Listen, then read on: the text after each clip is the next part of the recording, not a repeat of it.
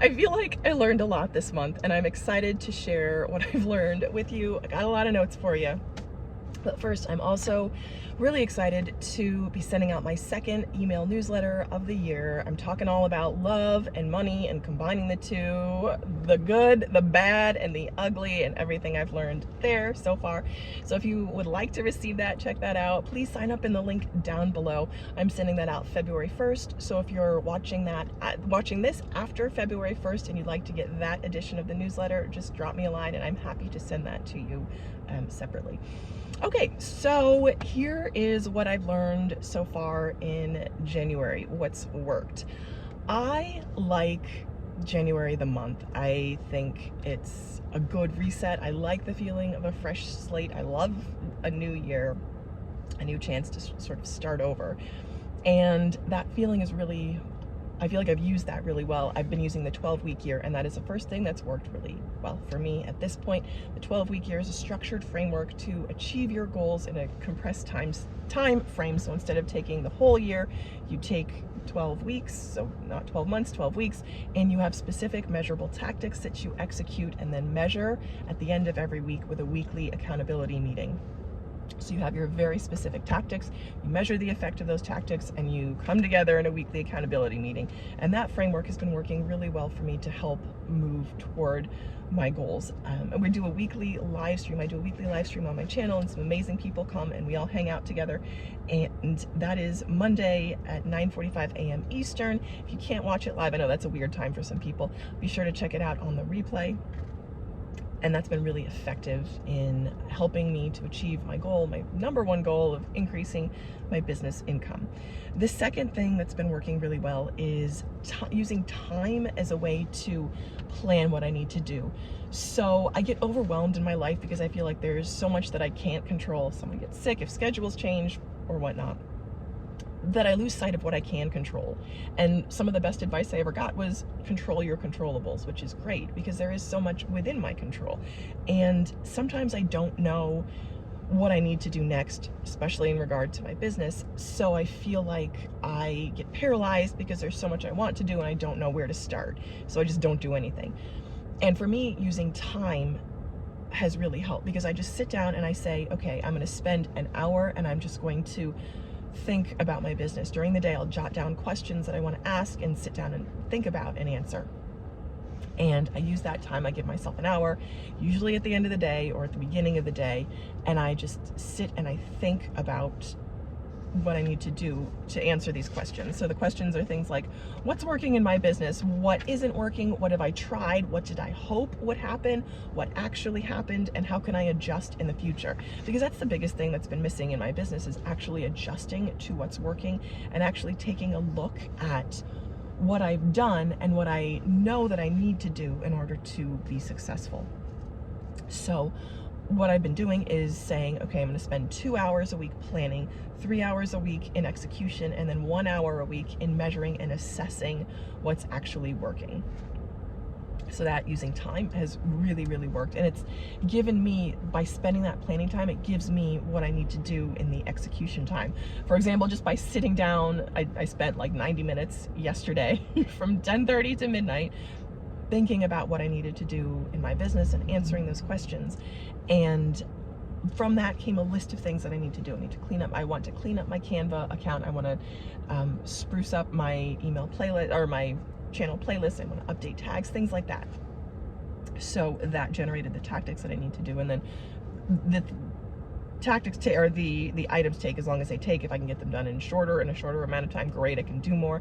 But if not, it just takes as long as it takes. So I'm using what I can control as a means to take some ownership and kind of start where I can with what I have.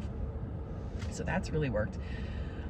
The third thing that's really worked is gratitude, and that's always the answer. Acceptance is always the answer. Gratitude is always hugely helpful in appreciating where I am and coming to just opening my perspective. It works for everything. So in the month of January, I've My process is that I write out 10 blessings a day. It came from a book called The Magic by Rhonda Byrne. She wrote The Secret.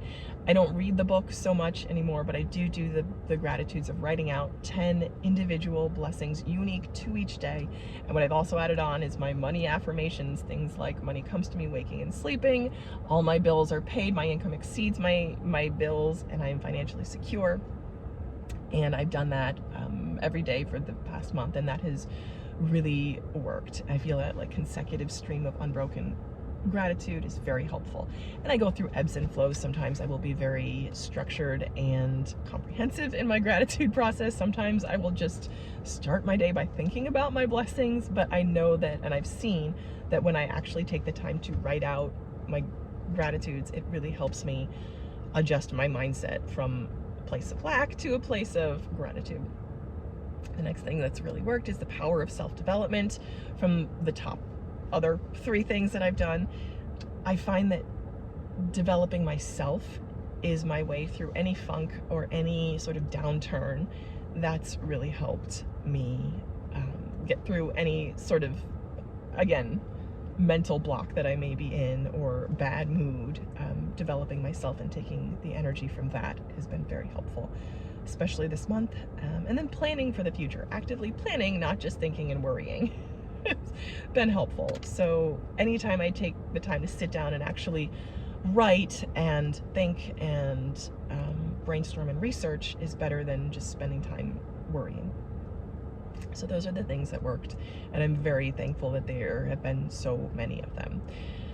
Okay, so here are the things that haven't worked so much, and I'm thankful that there's only been a big one, and that is immune systems. We are getting over being sick this month, and that's been just awful. So the cadence, I have a 2-year-old, and I feel like the cadence lately has been 3 weeks healthy, 1 week sick. And that's been since, I want to say, November. It's just not been so fun. And someone commented, oh, it seems like you guys have been sick a lot. And I'm like, that's just kind of, I don't want to say what I expect, but that's very normal, and that's nothing that's nothing unusual. But knowing, okay, this is what the cadence is during these winter months when we're spending more time indoors and the germs are flying and our ability to resist the germs goes down with the cold. It's just what it is. And everyone suggests all these, people are very free with their advice. Oh, you should go to the doctor, get antibiotics. Oh, you should do this. Oh, you should try this. And I'm like, okay, thank you for your advice. And my sort of philosophy is, unless someone's like convulsing with fever, I try to stay out of, I try to manage it at home. And I've talked with my doctor about this, with our pediatrician, and she fully agrees. So that's what we do. We aim to eat fresh, whole, unprocessed foods whenever possible. I've noticed that the more junk food we're eating, the more our immune systems go down, which is kind of a vicious cycle, because I feel like you eat the junk and then you feel crummy, and then you get sick, and then you feel crummy and you want to eat the junk, so you get sicker more. This isn't what we're seeing now. This is kind of what I've seen in the past, and I know what I am able to control, which is what I feed my child and what I feed myself, but what she actually eats can be a little bit different sometimes.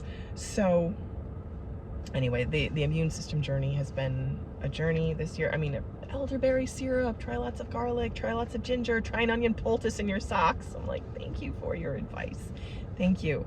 3 weeks healthy, 1 week sick has been what we're seeing, and ideally as the months get a little warmer, we will see that start to go down. And I'm very thankful that that's the only thing that has not worked this month.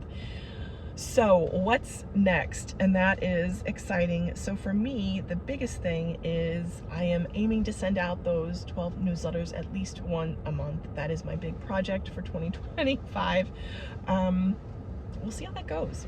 No, we won't see how that goes. That is my goal. And that is, we will adjust based on that. So I would love to have you follow along the journey. If you want to sign up in the link down below, that would be awesome. I'll say that again.